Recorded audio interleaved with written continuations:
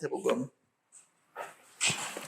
12장 1절에서부터 8절까지 보겠습니다.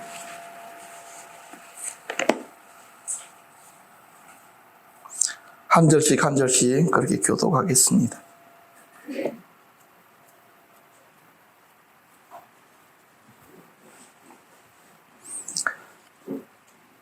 그때 예수께서 안식일에 밀밭 사이로 가실새 제자들이 시장하여 이삭을 잘라 먹으니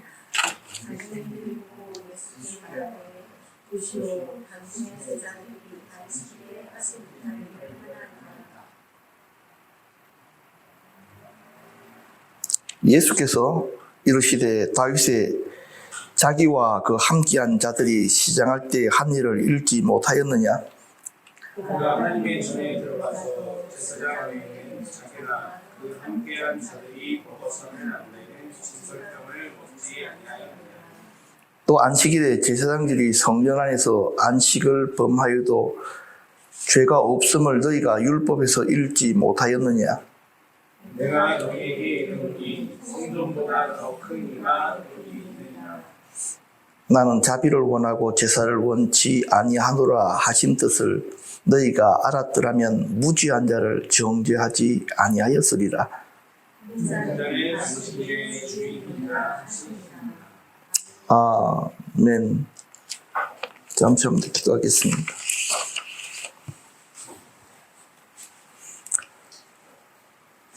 주님의 은혜가 이곳에 가득하고 주님의 역사하심이 우리들 심령들 안에 이 시간 나타나게 하시기를 간절하게 구합니다. 주님의 말씀이 영생의 말씀이니 우리가 어디로 가겠습니까? 그 살아있는 말씀들이 우리들 안에서 역사할 수 있도록 주님께 이 시간 말씀들 하나하나들마다 역사하시고 그 말씀들을 통하여 우리들 심령들 안에 주님의 역사하심들을 풀어놓으시기를 간절하게 요청합니다. 부족한 자가 주님의 말씀을 전하오니 불쌍히 여기시고 말씀을 선포하는 자나 듣는 자가 한 가지로 주님의 사랑과 진리에 붙들림 받게 하여 주십시오.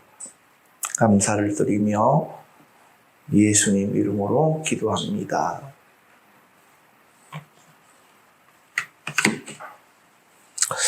오늘 말씀의 제목은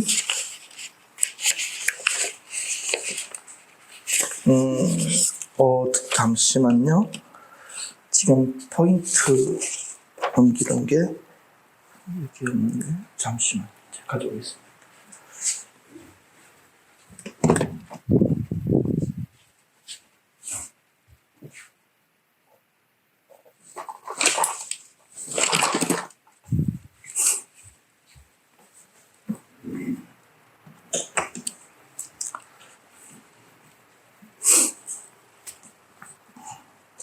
오늘 말씀의 제목은 주일 성수 어떻게 하고 계십니까?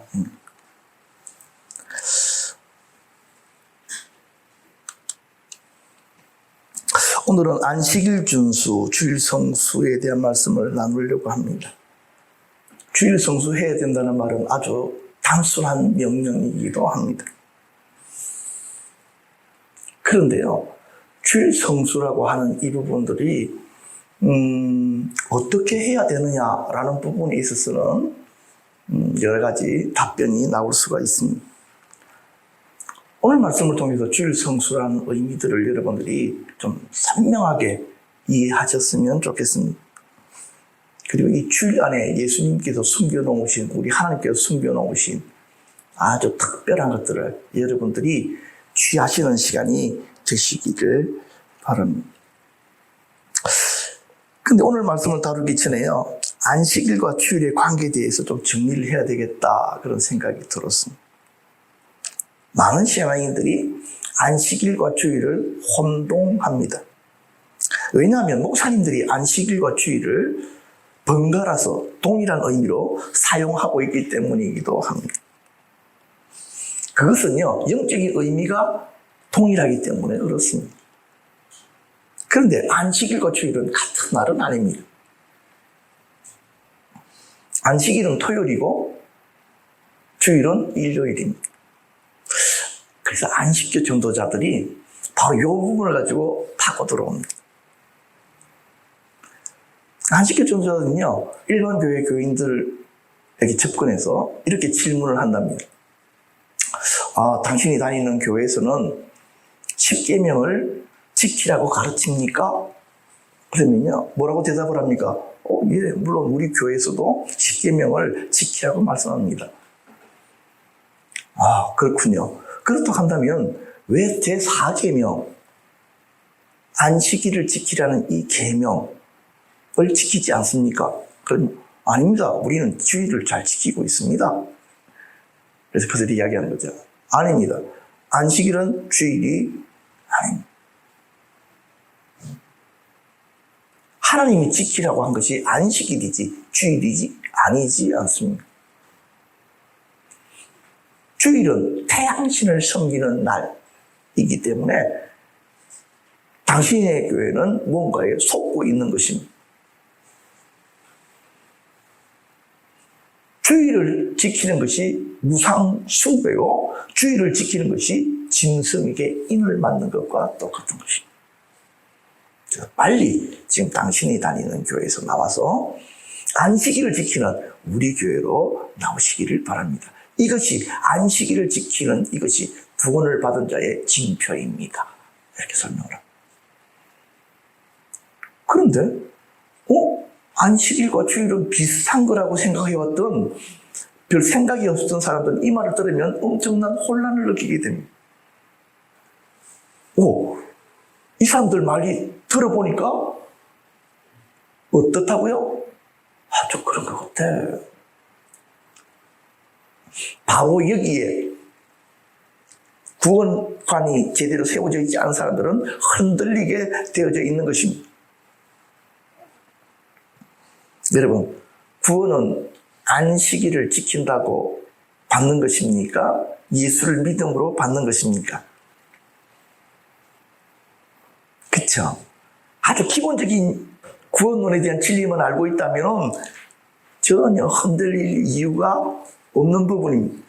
우리가 구원받는 것은 예수 믿어 구원받는 것이지 어떤 날을 지킨다고 해서 구원받고 안 받고의 문제는 아무 상관이 없다 하는 것들을 여러분들이 바로 이 시간 마음속에서 정리해 놓으시기를 바랍니다. 안식일과 주일 차이의 근본적인 차이점이라고 한다면 이거예요. 안식일은 유대인들만 지키는 겁니다. 안식일은 우리랑 아무 상관이 없습니다. 그런데 유대인만 지켜야 되는 그 안식일을 우리도 지켜야 된다고 말하는 그 사람들이 무언가를 모르는 것입니다.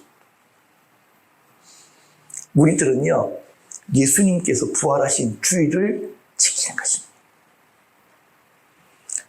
아마도 그 사람들은 이렇게 이야기할 수도 있습니다.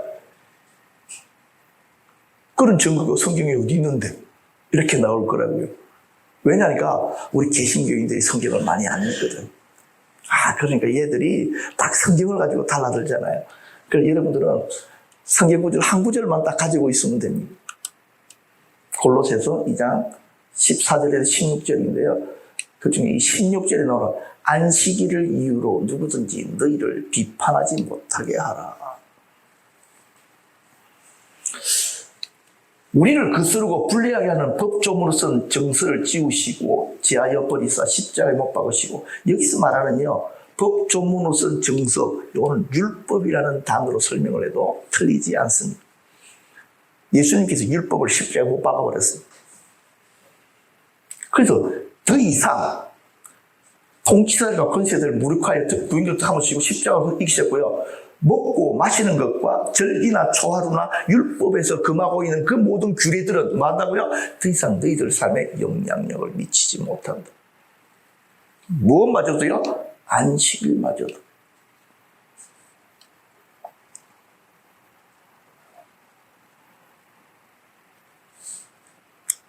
그래서 이렇게 이야기하면 됩니다. 안식일은 유대인들이나 지키는 것이고, 그런 것들 때문에 뭐 하지 못하게 하라? 괜히 내게 와가지고 이해하지 하지 말라고 성경에 기록해 놓으셨다. 뭐, 요 정도로 이제, 뭐, 안식일 문제는 좀 정리를 하고요.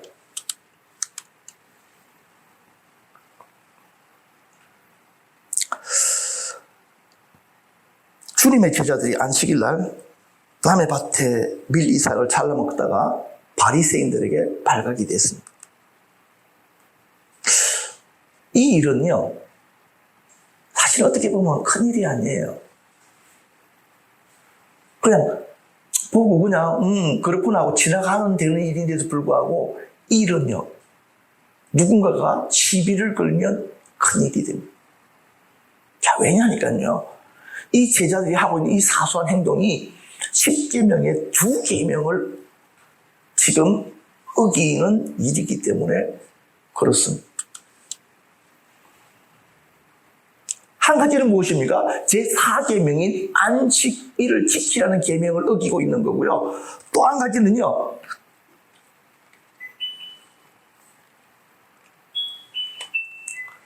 (8계명) 남의 것을 도둑질하지 말라는 계명을 어기고 있습니다.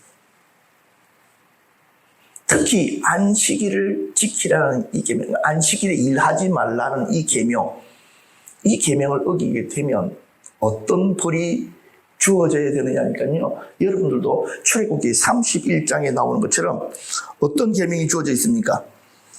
6째 날에 일할 것이나 7째 날은 큰 안식일이니 여호와께 거룩한 것이라. 안식일에 일하는 자는 누구든지 어떻게 하라고요? 반드시 죽이라. 그렇지 않아도 예수님과 예수님의 제자들을 약점을 잡으려고 혈안에 돼 있던 바리새인들이 기회를 잡은 거예요. 그쵸? 아주 큰 기회를 잡았어. 그래서 제가 이 말씀을 보다가 내 안에도 이 바리새적인 특성이 있다는 걸 발견했어요. 저것 바로 저거 주의를 제대로 안 지키네?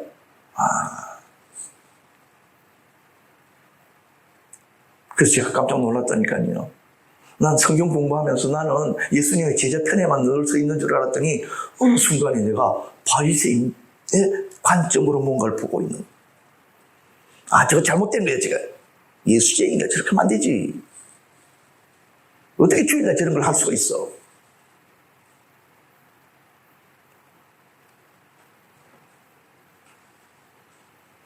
자, 그런데 저는요, 이런 생각이 드는 거야. 어떤 생각이 드냐면, 왜 예수님께서 자기 제자들이 먹는 문제 하나도 제대로 해결해 주지 않아서 제자들이 저런 어려움을 겪게 하실까? 이 예수님의 제자들이 예수님 따라다니면서 얼마나 배가 고팠으면 안식일 날, 그치? 그걸 갖다 그렇게 부벼서 먹었을까? 좀 예수님이 사실은 원망스러운 거야. 내가 예수님이라면 그 제자들 먹는 문제는 쉽게 해결해 줬을 것 같거든. 어떻게? 부자 몇 명만 병 고쳐놓으면, 그치? 문제 풀어지는 거야.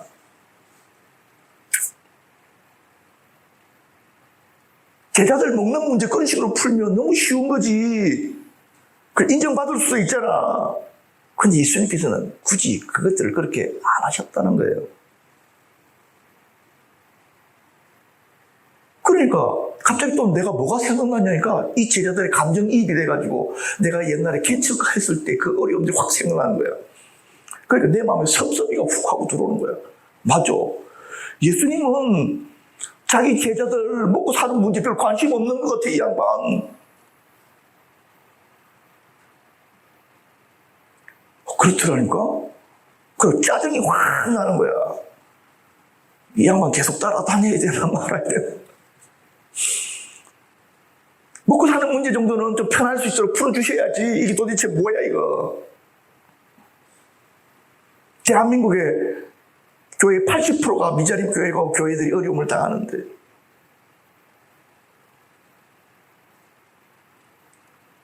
왜 그랬을까라고 생각하면서 성경을 찾아보니까 요한복음 6장에서 답이 보이기 시작한 거예요. 예수님께서 오병이의 기적을 일으키시자 그 떡을 먹은 사람들이 예수님을 왕을 삼으려는 일들이 벌어집니다. 그런데 예수님께서는 그들과 격리가 되십니다. 그들과 만나려고 하질 않습니다. 왜냐하니까요, 그런 식으로 왕되는 것은 문제가 있다는 걸 주님께서 아셨기 때문에 그렇습니다. 그럼에도 불구하고 이 사람들은 계속 예수님을 찾아오려고 하니까 왜? 예수께 가면 무슨 문제가 해결되어지니까 먹는 문제가 해결됩니다. 그래서 예수님께서 제자들에게 이렇게 말씀하십니다. 내가 진실로 너희에게 이르노니 너희가 나를 찾는 것은 표적을 본 까닭이 아니요 떡을 먹고 배부른 까닭이다. 썩을 양식을 위해서 일하지 말고 영생하도록 있는 양식을 위해서 하라. 이 양식은 인자가 너희에게 주리니 인자는 아버지 하나님께서 인지신 자니라. 예수님께서 분명히 말씀하십니다. 나는 너희들의 먹고 사는 문제 해결해 주는 사람이 아니라 너희들에게 영생을 주는 사람이다. 목적을 제대로 해라. 그래서 예수님께서는요, 자기 제자들로부터 딱 그러십니다. 나는 너희들 생계 문제 책임지는 사람이 아니다. 너희들의 영적인 생명을 책임지는 사람이다. 이 차이점들을 이해할 때까지 너희들은 진정한 내 제자가 되지 못한다.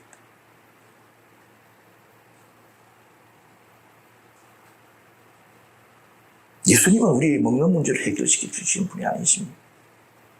이거 좀 섭섭하지만 진짜입니다.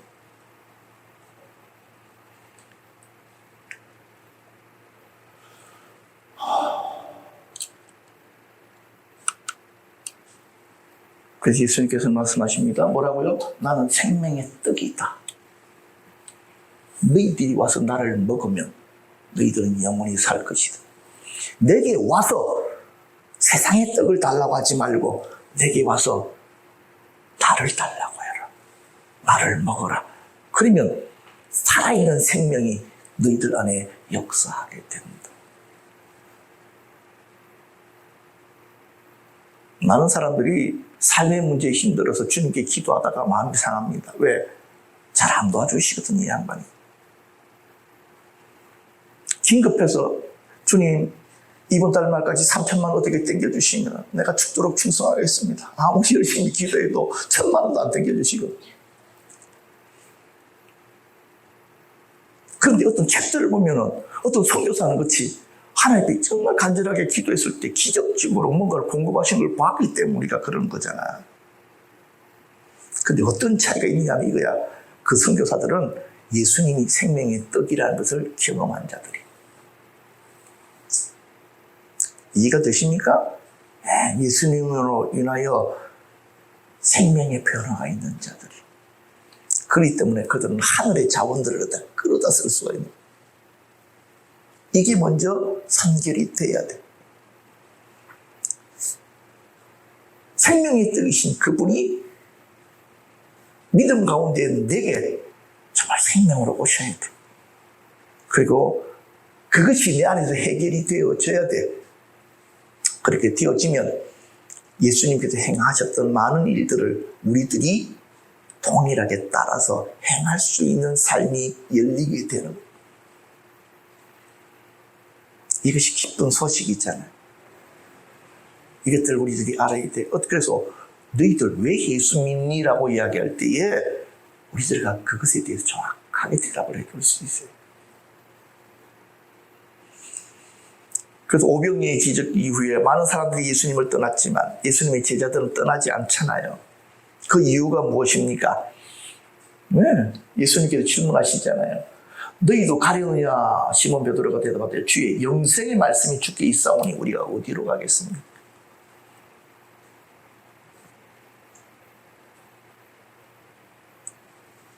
다른 사람들은 예수 믿다가 다 떨어져도 영생의 말씀의 맛을 본 자, 그 자들은 뭐 한다고요? 예수님을 떠나지 못한다.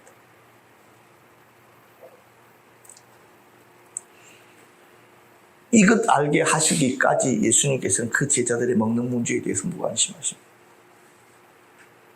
근데 신기하게도요, 이것을 이해한 예수님의 제자들은요, 먹고 사는 문제에 더 이상 그렇게 예민하게 반응하지 않습니다. 왜? 내 안에 영생의 말씀이 계시니. 그리고 그 영생의 말씀이 하늘의 문을 여는 키라는 것을 알고 있으니까. 오병이의 기적의 역사는요, 예수님께서 하늘 문을 열어서 사람들에게 필요한 것을 먹이시는 일이시잖아요. 사실 처음부터 예수님께서 제자들에게 뭐라고 하셨습니까? 너희가 먹이라고 말씀하셨거든요. 자, 오늘 본문 말씀으로 넘어가겠습니다. 예수님의 변론입니다. 바리새인들이 예수께 제자의 범죄를 고발하는 이유는요, 무엇입니까? 당신의 제자들을 어떻게 처리하는지를 보겠다는 것입니다. 만약 예수님이 뭐 하시지 않으시면, 제자들의 그 범죄를 처리하지 않으면 뭘로 되어져 가지고요, 공범으로 되어져서 동일한 처벌을 받게 되어 있습니다. 그렇다고 한다면 예수님은 자기 제자들에게 뭔가 벌을 내려야 되는 것입니다. 그러니까 바리새인들이 원래 범죄를 하면요, 어떻게 해야 됩니까? 바리새인 회의로 끌고 가가지고 거기서 처벌하면 되는 것입니다. 그러나 지금 이들은요, 예수님을 올감할 목적이 있는 거예요. 어떻게 처리하는가 보자는 것입니다. 그랬을 때 예수님께서 그 제자들의 변호인으로 이렇게 딱 서십니다. 그러면서 두 가지 사례를 딱 이야기하시죠. 어떤 사례입니까? 다윗이 제사장들만 먹을 수 있는 진설병을 먹은 그것 하나, 또 하나는요, 안식일 날에도 제사장들이 일하고 있는 그 하나, 이 두 예외적인 사례를 설명을 하십니다. 야, 너희들은 안 읽어봤어? 다윗은 제사장이 아닌데도 불구하고 제사장들만 먹었던 떡 먹었잖아. 너희들은 율법에서 안 읽었어? 안식일 날 누구는 일한다고요? 제사장들은 일하고 있잖아. 그렇지만 그렇다고 해서 그들이 안식일의 법을 어긴 것은 아니잖아요. 자, 그런데 말입니다.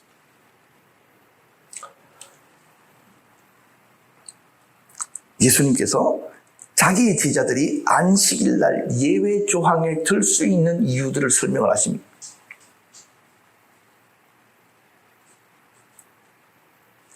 그 이유가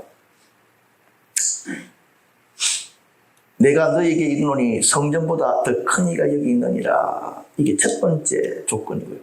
나는 자비를 원하고 제사를 원하지 아니하노라 하신 뜻을 너희가 알았다면 무지한 자를 정죄하지 아니하였으리라. 이것이 두 번째고요. 인자는 안식일의 주인이니라. 요 세 가지 말씀이 예수님께서 자기 제자가 율법의 예외 조항에 들 수 있는 세 가지 조건으로 말씀하신 것입니다. 하나씩 좀 볼까요? 예수님께서 성전보다 더 큰 이가 여기 있다. 그럼 누구를 지칭하신 것입니까? 자기 자신을 이야기하신 거예요. 여러분, 성전보다 더 큰 신이는 누구십니까? 하나님밖에 없습니다. 그런데요, 예수님께서 자기 자신을 바로 뭐라고 부르셨다고요? 내가 바로 삼위 중에 하나이다. 내가 성전의 주인이다. 내가 성전의 주인이기 때문에 나를 위해서 일하는 자들은 영적인 제사장들과 같다. 이렇게 말씀하신 것입니다. 그런데 저는요, 바리새인들이 이 말씀을 이해 못했을까 확신합니다. 만약 이해했다면요, 참남죄로 가만히 앉아 있지를 않았을 것입니다. 그런데 주님의 의도는 그러했다는 것입니다. 나는 성전보다 더 큰 이고, 그쵸? 나의 제자들은 영적인 제사장들이다. 예수님께서 그렇게 말씀하셨습니다. 그렇기 때문에 안식일날 일하는 것은 뭐가 안 된다? 죄가 안 된다. 두 번째는요, 나는 자비를 원하고 제사를 원하지 않는다라는 이 뜻을 너희들이 모르기 때문이다. 그러십니다. 이 말씀은 호세아서에서 인용하신 것인데요. 호세아서 6장 6절에 나는 인애를 원하고 제사를 원치 아니하며 번제보다 하나님을 아는 것을 원하노라 그러겠습니다. 사랑이 뭐보다 앞서야 된다고요? 종교적인 의식보다 앞서야 된다 말씀하십니다. 그러니까 우리 주님께서 이렇게 말씀하신 것입니다. 야, 니들이 진짜 사랑이 있다면 내 제자들이 배가 고파서 안식일날 이 음식 먹는 것을 보면 불쌍히 여겨서 너희 집으로 초대해서 밥을 대접하는 것이 더 당연한 거야.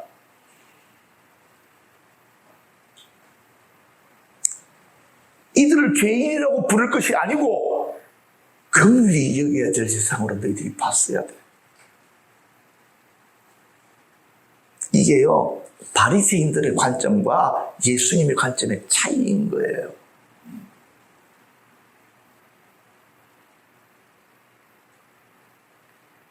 제가 말씀 시작할 때 그랬죠. 제 안에 바리새인적 관점이 있다고.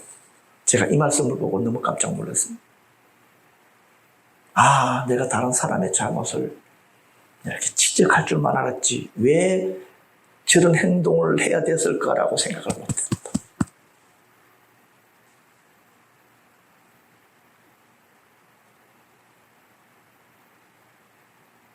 이것이 율법의 관점 차이하고요, 복음의 관점의 차이입니다.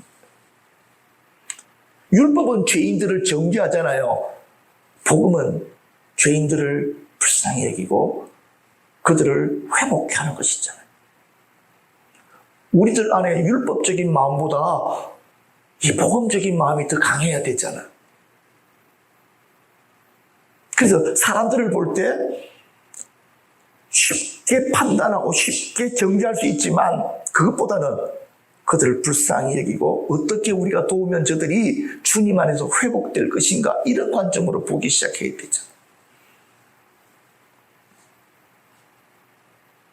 그래서 주님께서 말씀하신 거거든. 너희들 안에 정말 하나님의 말씀을 아는 제대로 된 지혜만 있었다면 제자들이 배가 고파서 먹는 그 문제를 가지고 정죄하려고 끌고 오지 않았을 것이다.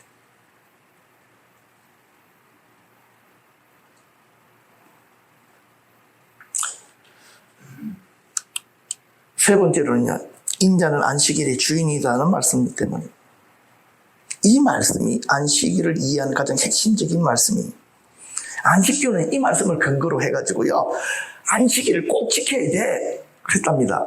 무슨 말이냐니까, 예수님이 안식일의 주인이니까 안식일을 안 지키면 안 돼, 이렇게 설명했다는 것입니다. 그런데 지금요, 이 안식교 사람들이 이 구절을 갖다가 제대로 이해 못한 것이 아니고 논리적으로 부족한 사람들이야. 왜? 지금 이 구절에서 예수님의 제자가 안식일 문제로 지금 시비가 걸렸어. 그런데 예수님께서 안식일 꼭 지키라는 의미로 내가 인자는 안식일의 주인이라고 한 거예요? 아니면 다른 의미로 하신 거예요? 다른 의미로 하신 거예요. 그러니까 이런 겁니다. 너희들이 안식일을 지킨다고 안식을 얻는 것이 아니야. 안식의 주인인 나와 바른 관계를 맺을 때 나로부터 안식을 받아가는 거야. 그래서 주님이 내가 안식일의 주인이라고 말씀하신 거예요.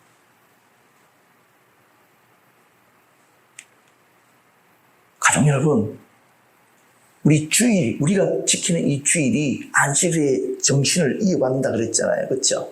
주일을 통해서 우리가 하나님의 안식을 얻어요. 그럼 어떤 사람은 진짜 이것을 얻어. 누구와의 관계를 통해서? 예수님과의 관계를 통해서. 그냥 이 날을 지키고 이 날을 쉰다고 해서 안식이 오는 것이 아니야. 안식의 주인이신 그분과 나와의 친밀한 관계를 통해서 안식이 오는 거야.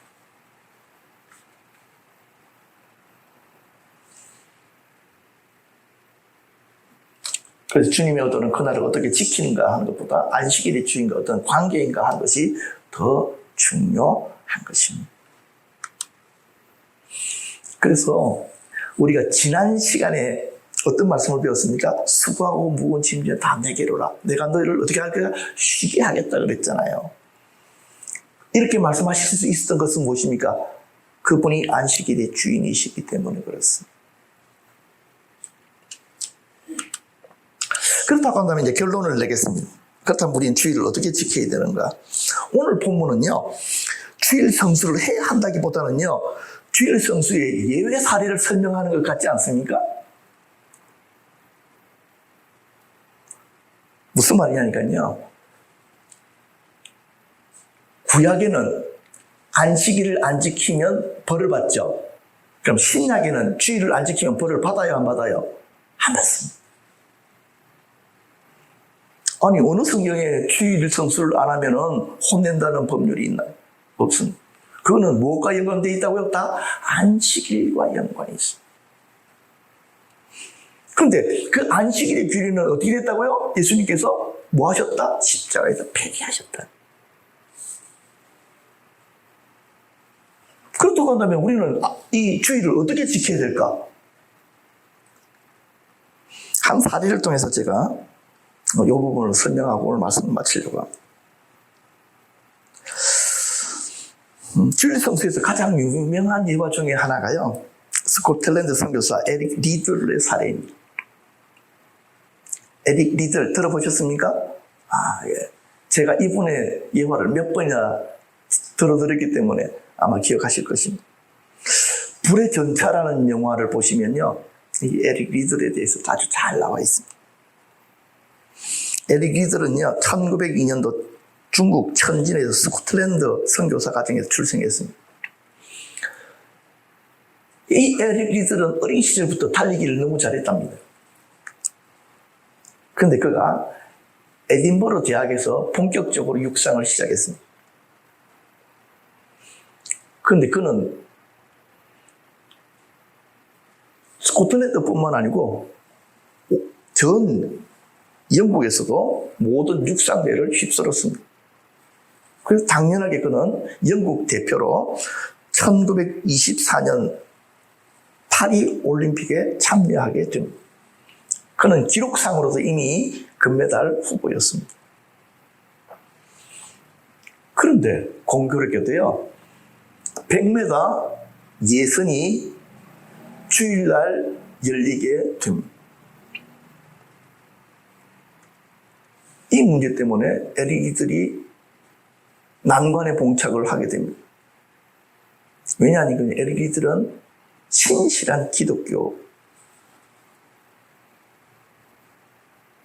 주일 성수에 대한 마음을 가장 강하게 가진 사람 중에 한 사람이었기 때문에 그렇습니다.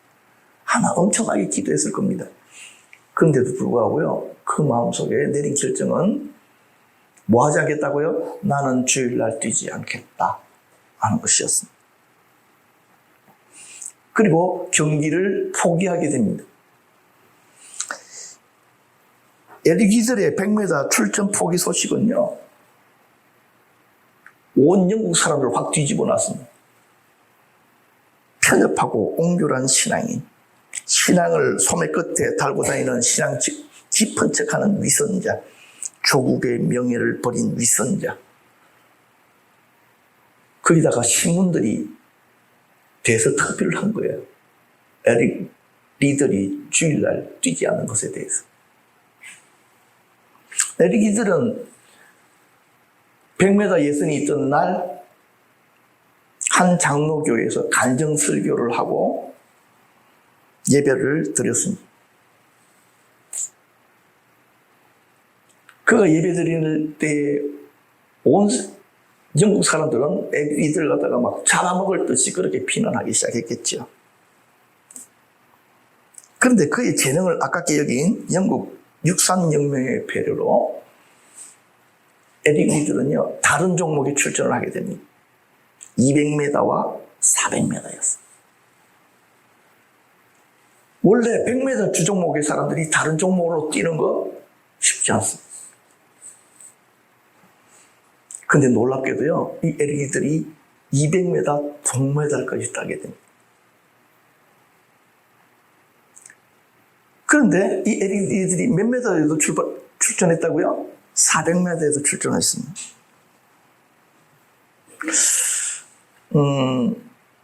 100m 잘 뛰는 선수가 400m까지 잘 뛰는 것은 어렵습니다. 아직까지 100m 금메달을 따고 400m 금메달을 딴 사람이 없습니다. 역사적으로.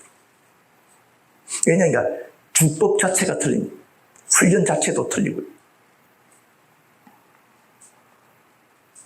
그런데도요, 이 에리들이 결승전까지 올라갑니다. 400m. 그래서 결승전 아침에 에릭 리드를 근육을 마사지해주는 한 친구가 에릭 리드 손에 조그마한 쪽지를 하나 쥐어줍니다.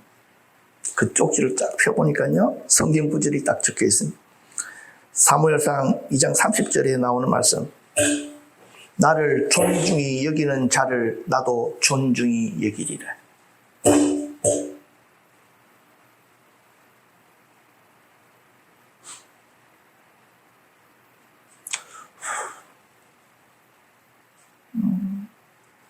그 글씨를 보고 에리들이 400m 결승전에서부터 출발해서 뛰기 시작합니다. 놀라운 것은요, 100m 선수 뛰듯이 뛰기 시작합니다. 여기서 육상을 좀 아는 사람들은요, 400m 뛰는 주법과 100m 뛰는 주법이 같다고요, 틀리다고요? 틀립니다. 그래서 에리기들이 100m를 1등으로 막 뜁니다. 많은 사람들은, 전문가들은 알았습니다. 아하, 저거 중간에 퍼진다. 왜? 그렇게 뛰어가지고는 400m까지 뛸 수가 없으니까. 200m를 통과합니다. 이제 주저앉겠구나 생각. 근데요, 그 속도로 계속해서 뛰어가지고요, 400m 세계 신기록을 끊어버립니다.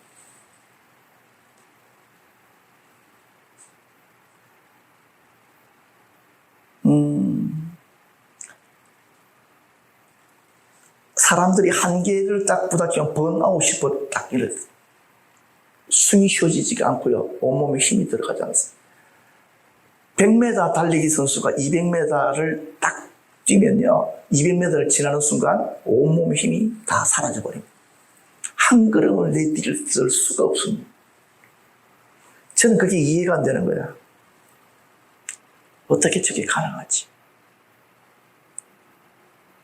그런데 이 에리들이 당신이 어떻게 그 속도로 계속 뛸 수 있었냐고 물었을 때 에리들은 이렇게 대답했거든. 200m는 내가 최선을 다해서 뛰었다. 근데 나머지 200m는 하나님의 은혜로 뛰었다. 절치는 그게 이해가 안 되는 거예요. 그럼 가만히 생각하니까 그래요. 사람이 최선을 다해 뛰다가 힘이 딱 끊어지는 순간부터는 사실 어떻게 이야기하면 그건 죽은 거예요. 그 죽음의 시간에 발을 멈추지 않고 그냥 하나님께 맡겨버립니다. 하나님께서 그를 품고 200m를 더 뛰게 하십니다. 그랬을 때 그 성경 구절이 생각나는 거야. 나를 존중히 여기는 자를 내가 존중히 여길 것이다.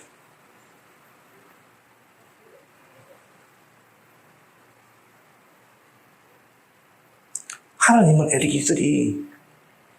에리기들이 주일 성수는 하나님을 존중하는 자기의 표시거든.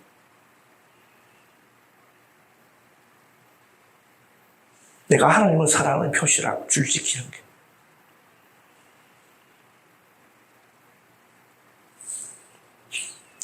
그의 실력이면 100m 금메달 따는 것은 따놓은 당상이었거든. 근데 그는 그거를 포기한 거거든.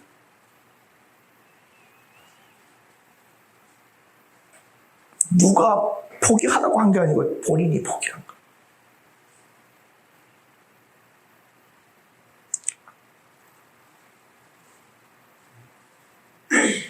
누군가는 묻잖아요. 그 사람의 믿음의 가치가 얼마짜리인지. 믿음은 말로 하는 게 아니거든. 믿음에 대해서 말을 잘한다고 해서 믿음이 있는 게 아니거든. 믿음의 대가를 치른 그 가치만큼만 믿음의 가치가 있는 거거든. 이 에릭리들의 믿음의 가치는요, 금메달 하나의 가치였거든. 그는 그걸 포기한 겁니다. 운동선수들의 최고의 소원이 뭔지 아십니까? 올림픽 금메달입니다. 명예이기도 하고요. 근데 그는 아낌없이 그를 내려놨습니다.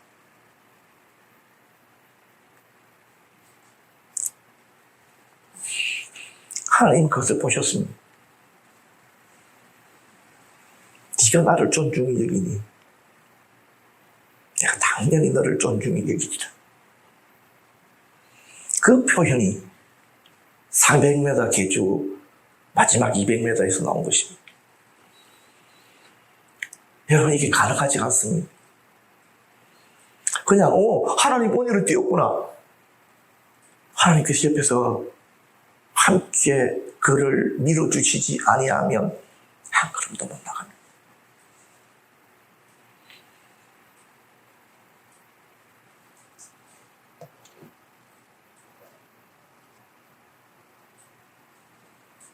신약에서는 구약에서와 달리 주의를 성수하지 않는다고 해서 말을 주거나 무슨 페널티를 주지 않습니다. 그럼에도 불구하고요, 우리 믿음의 선배들은 그날을 지키기 위해서 목숨까지 걸었습니다. 왜냐? 내 믿음의 표시가 주의를 지키는 것이었거든.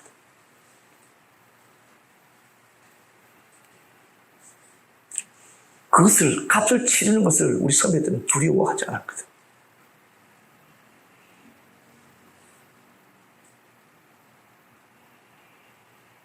그것이 예수쟁이들의 전통인 거거든. 안 지키면 안 된다 해서가 아니고 우리 스스로가 결단한 거거든. 그렇게 해드리기로. 그래서 우리가 주일 성수하는 거거든.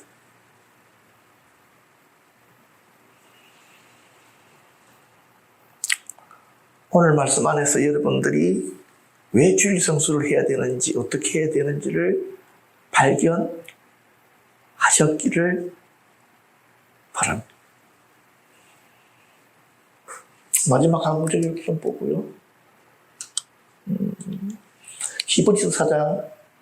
그러므로 우리가 두려워할지니 그의 안식에 들어갈 약속이 남아 있을지라도 너희 중에 혹 이르지 못할 자가 있을까 하니라.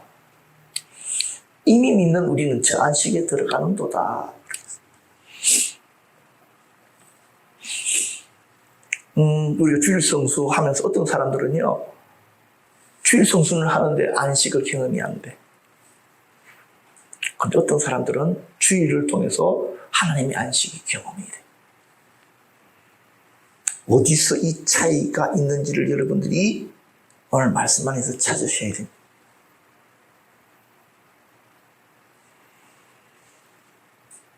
그래서 더 이상 주일이 내게 무거운 짐의 날이 아니야.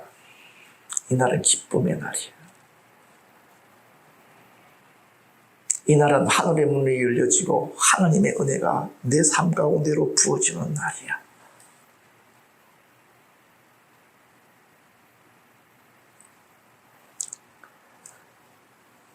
이것이 여러분들에게 발견되어졌기를 바랍니다. 그래서 오늘 예배 안에 있는 하나님의 안식을 여러분들에게 주님의 이름으로 선포합니다. 하나님의 평강이 예배자들 위에 있을지어다. 기도하겠습니다.